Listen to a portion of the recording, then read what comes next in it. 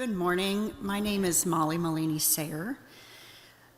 If you've been around churches for a while or places of worship other than churches, in November you hear a lot of these stewardship witnesses. And I will tell you that some of my favorites over the year, one, if they're funny, if you heard Heather Rogers in, I think it was 2016, it was so funny. Anyway, but also others of them talk about being motivated to give out of love or joy or gratitude. And I really aspire to be a generous giver. This morning I was thinking about how I think it's this idealized version of someone who reads Mary Oliver and journals a lot. And it's pretty much, no, I really think it's a combination of Samantha Jones and Aaron Fleming and Maria at the beginning of the movie of The Sound of Music, right? Like that's my idea of the generous giver. But the person I actually am is not that, but is a person who gives out of duty or out of discipline, which is way less funny and way less cool and whatever. But our household has accepted a long time ago that when our income is sufficient and stable, giving 10% is a reasonable expectation for us. Not for everyone, but for us. And so while it does feel less cool, that discipline I do think is kind of freeing. At least in my mind, which I think part of aging is realizing that my mind is different than other people's minds, so I'll just age in front of you. In my mind, there's a list of things that I wonder if I can afford, and so I think about, can I afford that? But then there's another list, gratefully, that I don't think about whether I can afford, and we just do that.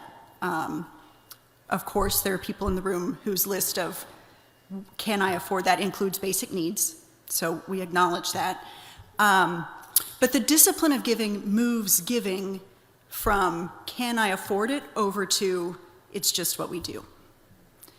And I know I'm not the only one in the room. Other households do the same and have for decades longer than we have. But another reason I'm motivated by duty or discipline is because I've been on the other side of being, of having a livelihood provided by a church, which is a special thing. Benji's worked for churches as before we were married, so that's always been our reality until he got hurt. And it's really a unique thing, unique from other nonprofits, because we're in community together, right? We're not going out to recruit donors we don't know, it's just us.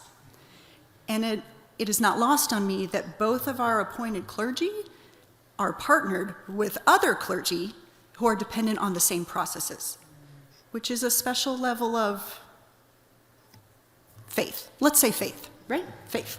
But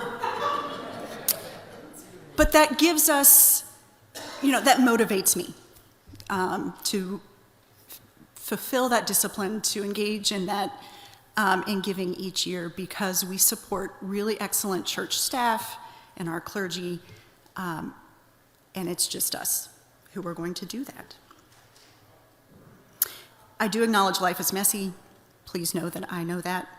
I really don't remember if we gave in 2021 after Benji got hurt, and if we did, it was because of the generosity of this church and other churches and other individuals, so thank you over and over again for showing up for us then and since. But if the discipline is something, so I caught the end of the sermon, and who we are is enough, yes? And so I wonder if giving out of discipline and duty is enough until we can be generous givers, whatever that means. Maybe discipline and duty is where we can be today or this month. Thanks.